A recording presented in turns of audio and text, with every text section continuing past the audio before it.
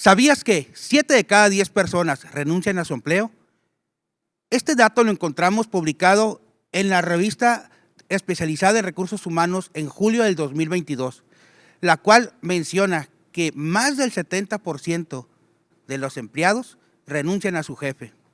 Y un tema muy particular que describe esta revista es que las personas, los empleados, no renuncian o renunciamos a las empresas, sino que renunciamos a las personas. Esta revista tiene su sede en España y lo publica en un estudio con respecto al comportamiento de sus jefes versus los empleados. Y las 3 principales causas de la renuncia son falta de reconocimiento por parte del jefe a su colaborador, falta de el no feedback de lo que está haciendo bien y de lo que tiene que mejorar. Y por último, algo más importante que señalan los empleados, la escucha por parte de su jefe. En otras palabras, este estudio demuestra que estas 3 características cumplen la renuncia o motivan a las personas a renunciar a los empleos. En otras palabras, este artículo también señala que los jefes no son empáticos con sus colaboradores, de tal manera que provocan daño no tanto físico, pero sí emocional. Y en esta tarde quiero compartir la serie de Pásame un ladrillo más, continuando con esta extraordinaria serie, y vamos a trabajar sobre el tema cómo lidiar con jefes difíciles. No sin antes, extiendo un gran abrazo y un afectuoso saludo a las mujeres de nuestra congregación, celebrando su esfuerzo y su valentía, simplemente por la bendición de ser mujeres. Dios les bendiga enormemente. Padre, en el nombre de Jesús, Señor, esto que he preparado conforme a tu corazón, te pido que me llenes de sabiduría y me protejas y me guardes de cualquier error en la interpretación de tu palabra. A ti sea toda la gloria y toda la honra, Señor, por los siglos de los siglos. Empezamos con este dato del ¿sabías qué?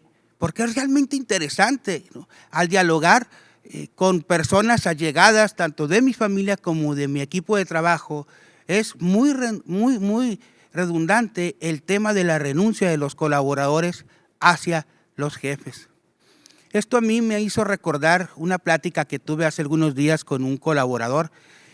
Me decía, yo entré a la empresa en el año 2018, pero renuncié a ella en el 2019. Ah, caray, qué bien, le dije, pero ¿por qué sigues aquí? Bueno, es que solamente estoy esperando a que me despidan. Qué triste, la verdad, este tipo de situaciones que se ven, y no por parte de un colaborador, sino también que mucho es en parte por las situaciones o áreas de oportunidad que deben de manejar las personas que tenemos algún cargo en alguna organización. Adicional, quiero mencionarte también un dato muy revelador sobre la condición de nosotros como colaboradores para una empresa. La encuesta Gallup en junio del 2017, esta gran firma que hace estudios en empresas, tanto de gobierno o particulares, señala en uno de sus estudios que 8 de cada 10 empleados no nos gusta o no les gusta su trabajo. En algún momento de mi vida yo estuve allí. Y en otras palabras, aquí esta encuesta señala que no nos gusta hacer lo que llegamos a prepararnos en algún momento de nuestra vida estudiantil, o bien esas capacidades, esos hábitos, esas virtudes que hemos alcanzado a desarrollar y que nos permiten alcanzar algún puesto. En nuestros trabajos, esta encuesta señala que más del 80% no estamos o no están a gusto en su trabajo. Y esto me hace recordar el libro de las 15 leyes indispensables del crecimiento personal de John Maxwell, el gurú del liderazgo, que menciona que si no te gusta lo que haces, ¿por qué lo haces? Él menciona en su libro que entiende que debemos de tener una fuente de ingresos para cubrir nuestras necesidades. Sin embargo, él inspira y motiva en su libro a que podamos establecer un plan de crecimiento intencional, ya sea un plan de crecimiento personal ligado a lo profesional, para en un futuro no lejano llegar a estar realizando lo que verdaderamente nos gusta, aquello que se liga directamente con nuestros dones y con nuestros talentos. También menciona John Maxwell en su libro que es más arriesgado estar en un lugar en donde no nos sintamos a gusto y estar haciendo cosas que no nos llenen y que podamos sentir frustración por parte de nosotros mismos y que no podamos cumplir el plan de trabajo que la organización nos demanda.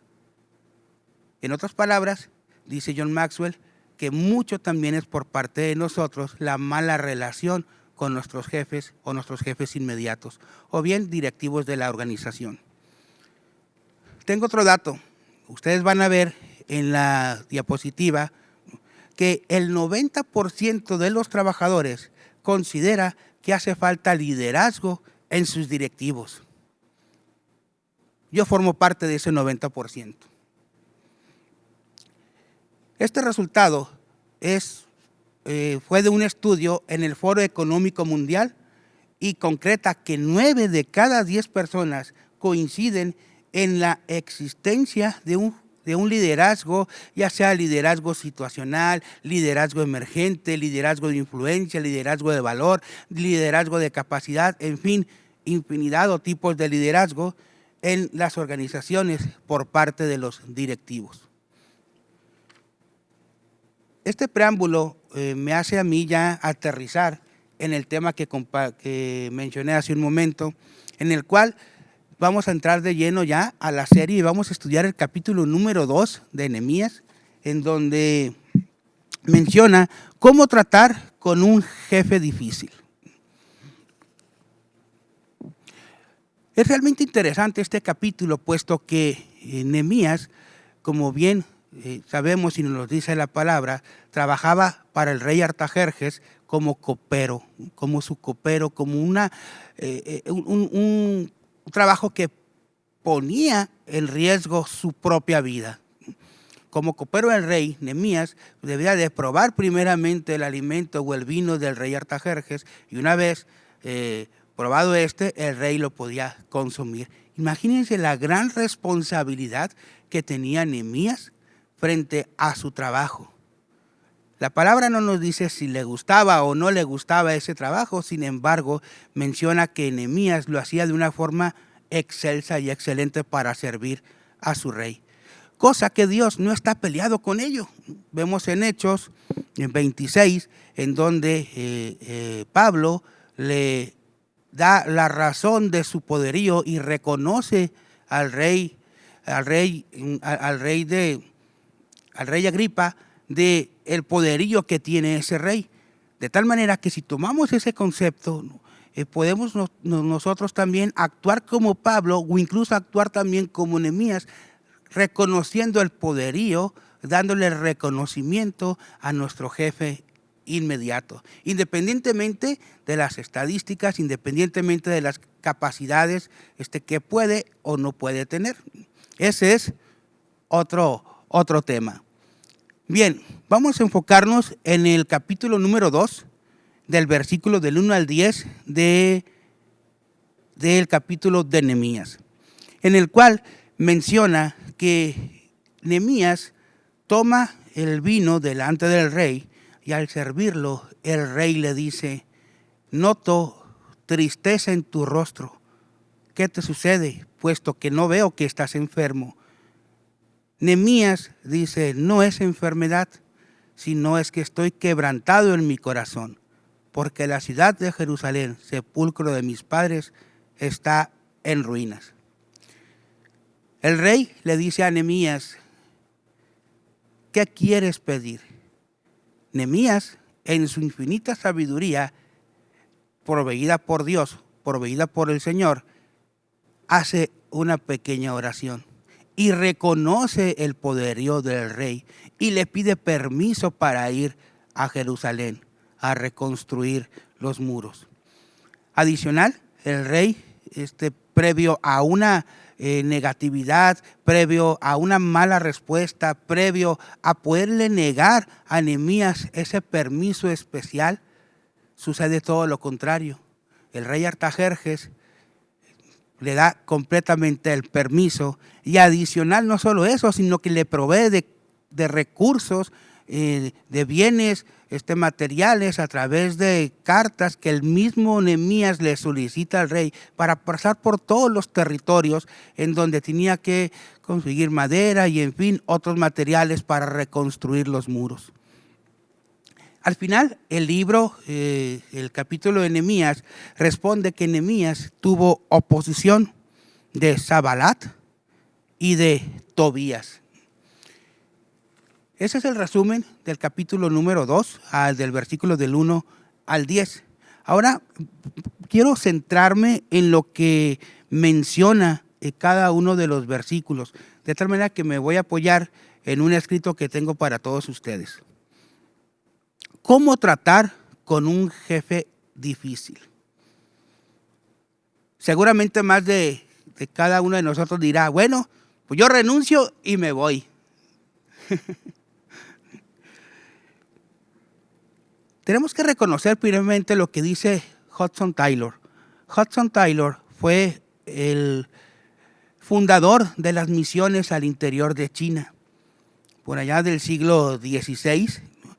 Y Hudson Taylor menciona en una de sus citas o frases más célebres, dice, es posible mover a los hombres por medio de Dios, mediante la oración solamente.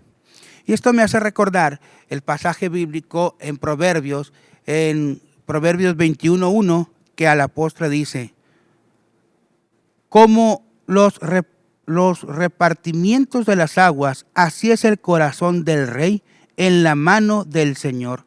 A todo lo que quiere el Señor lo inclina. Qué poderosa palabra encontramos en Proverbios por parte de Salomón. Y recordar que Salomón era un rey poderosísimo en ese entonces. De hecho, el hombre más sabio de la Biblia mencionan los eruditos que es Salomón. Sin embargo, el propio Salomón escribe, parafraseando lo que dice Proverbios 21:1, los planes del rey los hace Jehová el Señor, y mueve su corazón hacia donde el Señor lo dispone. Parafraseando esto, como canales de irrigación que lleva agua, así está el corazón del rey en la mano del Señor. Él hace que se doble y se incline hacia cualquier dirección que al Señor le plazca. Vemos en el capítulo 2, en el versículo número 2, que Nehemías laboraba bajo la dirección del rey de Persia, Artajerjes, y sin embargo tenía una posición influyente. Adicional, ¿no? Nehemías esperaba que el rey Artajerjes accediera a su petición personal, pero hizo algo fuera de lo rutinario para algunas personas. Nehemías hace una oración. Y no dice exactamente el capítulo, no describe qué tipo de oración hace Nehemías. Pero yo puedo interpretar que Nehemías dice, Señor, hágase tu voluntad en lo que yo voy a decir. Y eso es uno de los primeros principios que más adelante les quiero presentar. Adicional, también se menciona que el rey accede inmediatamente a lo que es un cambio de actitud, un cambio de mente, accediendo a la petición de Nehemías, y no solamente a la petición, sino a colaborar con Nehemías.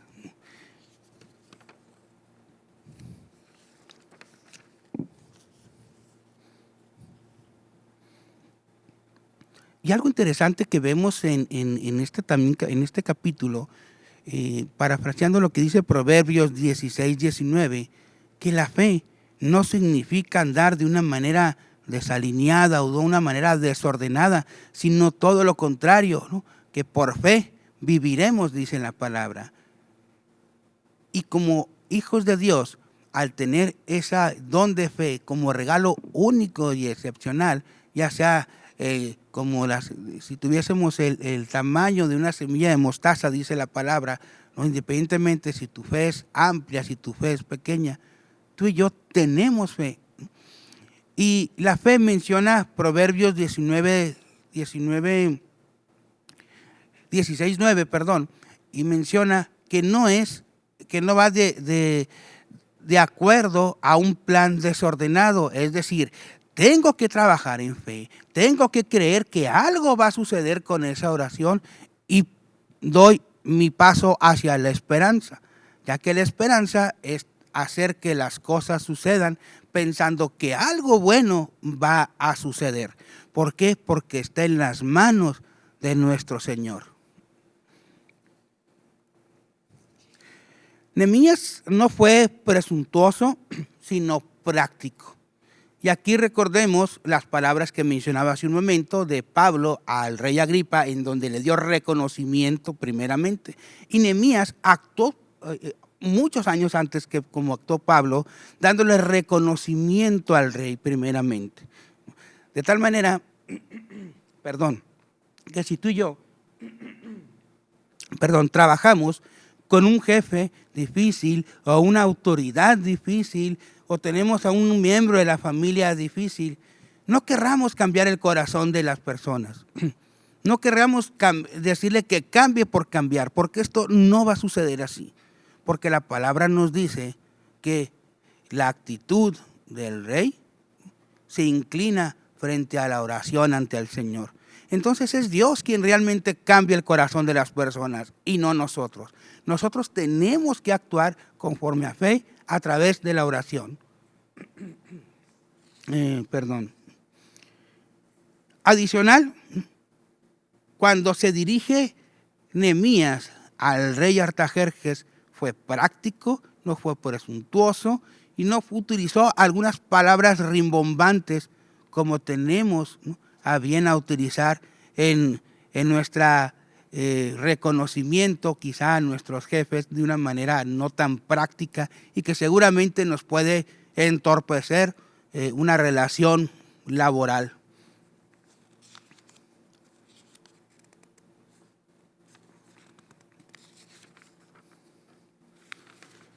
Seguimos viendo en el capítulo 2, versículo 9, que el rey no solamente le concedió madera y los salvoconductos, sino que hasta también le concedió guardaespaldas, y sobre todo le dio más de lo que había pedido.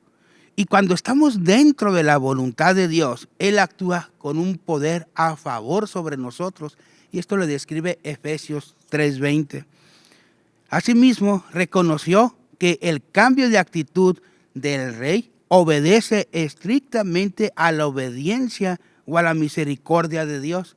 Esto lo encontramos en Nehemías capítulo 2, versículo 8. Y me lo concedió el rey según la benéfica mano del Señor sobre mí, dice Nehemías. Ahora, hay una situación cuando tú y yo queremos vivir directamente bajo la cobertura y bajo la voluntad de Dios, sujetándonos a la voluntad del Señor. Siempre encontraremos oposición. Y lo describe el capítulo que Nehemías encuentra oposición con Sanbalat y con Tobías. Y seguramente en tu vida vas a encontrar a varios Sanbalats, a varios Tobías que van a confrontarte, que van a incomodarte, que van a tratar de entorpecer tu bien hacer con la relación laboral con tu jefe u autoridad. Para ello, yo quiero compartirte 4 principios que puedes establecer que tú y yo podemos establecer en nuestras vidas.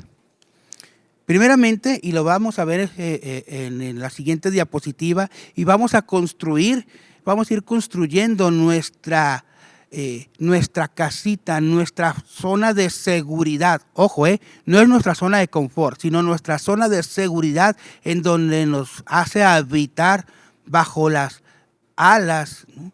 Así lo describe el Señor, ¿no? Él nos protege bajo sus alas, dicen Salmos, ¿no?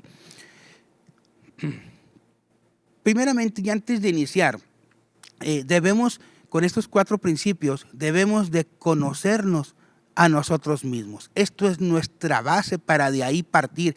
Es decir, tengo que tener una base firme, una base sustentada para de ahí poder crecer de esta situación actual en donde estoy en relación incómoda con mi jefe inmediato, con mi autoridad, con algún padre de familia, en fin, etcétera. Debo de reconocerme quién soy yo, ¿no? Y quién eres tú conforme a tus fortalezas.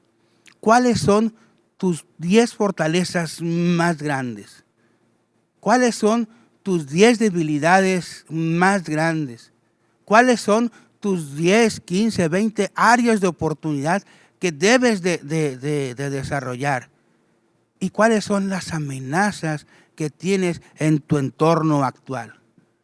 Esta parte es importantísimo porque Nehemías, como parte del copero del rey, seguramente las tenía, porque independientemente de que su trabajo era muy rutinario, sabía perfectamente que de algún momento a otro dejaba de existir.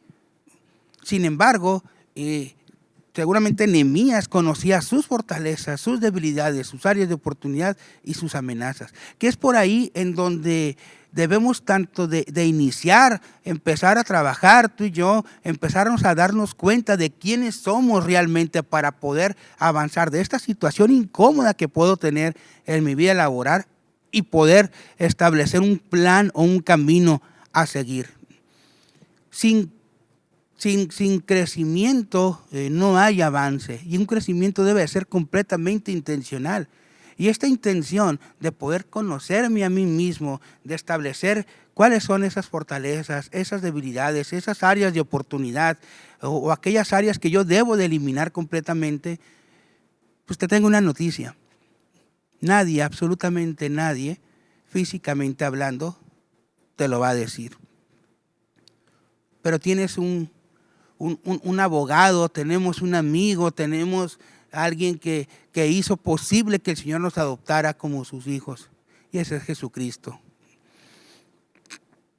Y aquí ya entramos directamente a la identidad con Cristo. Y es algo completamente maravilloso. Mira, quizá esto que te voy a decir ya lo conoces y te lo han comentado en algunas reuniones del grupo de enlace, en cafecitos de mujeres, quizá en alguna charla fuera de tu trabajo, en alguna charla dentro de tu trabajo, en infinidad de lugares, ¿no? Los pudiste haber escuchado. Sin embargo, vuelvo a lo que comentaba hace un momento, debemos de tener esa base firme, esa base sólida para poder iniciar a construir nuestra casa, nuestra zona de seguridad. Y esta base es conocerte a ti mismo, y lo cual te da una identidad completamente en Cristo. Y lo tenemos en Gálatas 4:7. Gálatas 4:7 nos dice que tú y yo somos herederos. Romanos 8:15 nos dice que al tener el Espíritu Santo elimina el miedo en nosotros y que por ello nos hace sus hijos. En 2 Corintios 5:17 te habla que tú y yo somos nueva criatura. En 1 Pedro 2:10 te llama que somos su pueblo, que Él nos ama y que Él nos protege. En Filipenses 3:20 nos llega a mencionar la palabra que somos nuevos ciudadanos, que somos ciudadanos del cielo. Y no quiero decir que con esto dejamos de ser ciudadanos con responsabilidad, no, sino que somos ciudadanos del cielo, y lo que esté en el cielo, voy por ello y lo bajo aquí a la tierra, como en ocasiones lo hemos escuchado de nuestro pastor. Y esto es algunos de los versículos que te puedo compartir acerca de la identidad en Cristo que tienes tú y que tengo yo. ¿Para qué? Para poder establecer una ruta de crecimiento personal, de crecimiento profesional en cuanto a mi situación actual y cuál es mi situación deseada. Bien, ya tenemos nuestra base, ya tenemos esa plancha de concreto, esa base de donde iniciar las 4 paredes de nuestro sitio seguro, de nuestra casa. Ahora, parafraseando lo que dice el estudio de Nehemías, capítulo 2, versículo del 1 al 10, va el primer principio que quiero compartirte. El primer principio menciona, hay que reconocer que solo Dios cambia el corazón de las personas. Y hace un momento lo comenté, que es en Proverbios 21:1, el cual el Señor, por su infinito poder, hace que el corazón del rey se incline ante él. Y aquí debemos de empezar a trabajar nosotros mismos. Si ya nos reconocemos, si ya tengo esa base de conocerme a mí mismo, cuáles son esas fortalezas y esas debilidades que yo tengo, debemos de empezar a practicar algo que lo encontramos en cada hoja de la palabra del Señor, los valores. Y uno de los valores para reconocer que yo no soy o que tú no eres quien cambia la actitud de una persona, sino es el Señor, es reconocer al Señor como nuestro Señor y nuestro único Señor a través de la humildad. Ya tenemos nuestra primera pared o nuestra primera columna de nuestra casa, que es reconocer al Señor, que solo Dios, que solo el Señor cambia el corazón de las personas. La segunda columna o la segunda pared, que es el segundo principio, es el orar y esperar van de la mano. En el capítulo que veíamos, te compartía que Nehemías, antes de decirle al rey, antes de solicitar el favor del rey, Nehemías hace una oración muy práctica. Sin embargo, Nehemías esperó hasta 4 meses para que se le diera esta respuesta. De tal manera que el segundo principio es el orar y el esperar van de la mano.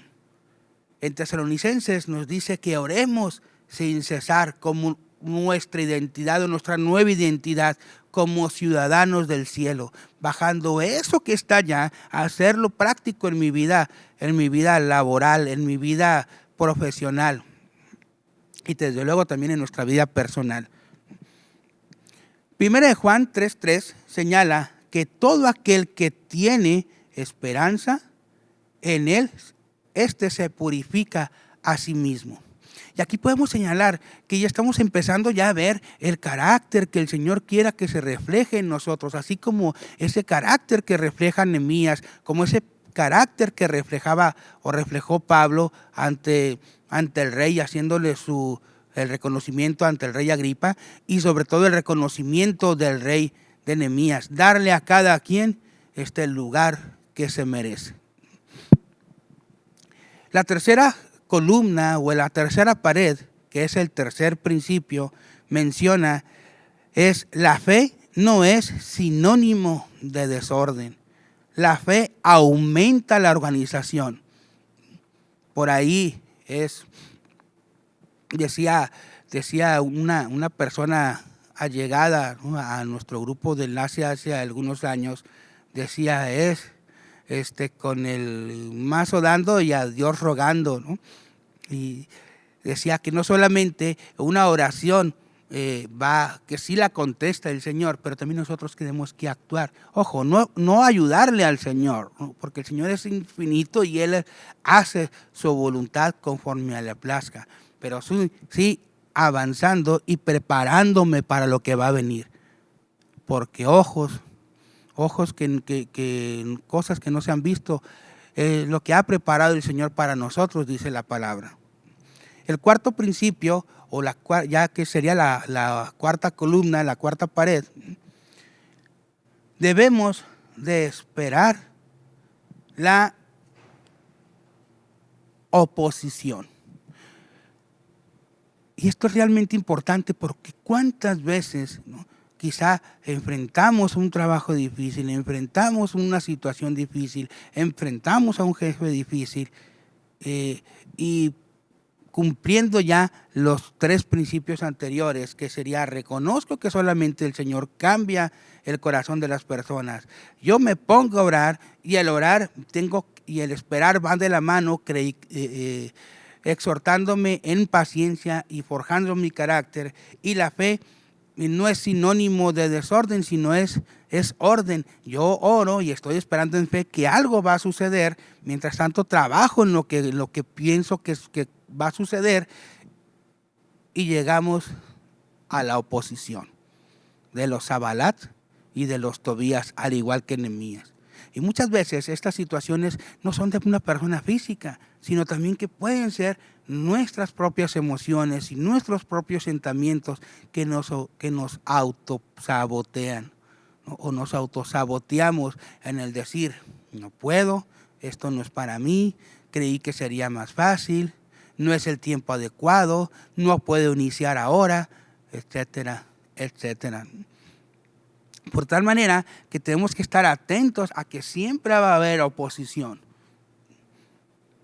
¿Por qué? Porque raro es el que no se oponga cuando está la voluntad del Señor por delante de nosotros. Bien, ya tenemos nuestra base, ya tenemos este conocimiento de nosotros mismos, ya tenemos la identidad que tenemos en Cristo, ya tenemos mi primer principio, mi primer columna, que es reconocer que solo Dios cambia el corazón de las personas. El segundo principio, que es que el orar y la espera van de la mano. El tercer principio, la tercera columna, la fe es sinónimo no es sinónimo de desorden, sino que la fe aumenta la organización. Y el último y cuarto principio, que sería nuestra cuarta pared, que me va a hacer construir esa casa donde voy a habitar de forma segura, que siempre debo esperar oposición. Y ahora viene lo que menciona la diapositiva, que es el modelo para enfrentar situaciones difíciles. Creamos ya nuestro techo, nuestra cobertura. Y este techo tiene como resultado: si yo aplico estos 4 principios más la base en mi vida, tú o yo obtenemos una vida trascendente y significativa, como lo dice Efesios 3:20. ¿Por qué? Porque el poder de nuestro Dios, el poder de nuestro Señor, el poder de Jehová de los ejércitos, el poder del gran yo soy, el poder del Todopoderoso, se activa en ti y se activa en mí. Así que, recapitulando en esta serie de cómo enfrentar o cómo lidiar a un jefe difícil: número 1, da reconocimiento, como lo hace Nehemías. Número 2, ora y espera. Número 3, organiza lo que viene por delante. Y número 4, espera así o sí a obtener oposición. Y como resultado seguramente obtendremos una vida trascendente y significativa, no por lo que hacemos, sino por la voluntad de aquel que nos llamó hijos. Que Dios te bendiga enormemente y ponga en ti paz hoy y siempre. En el nombre de Jesús, amén.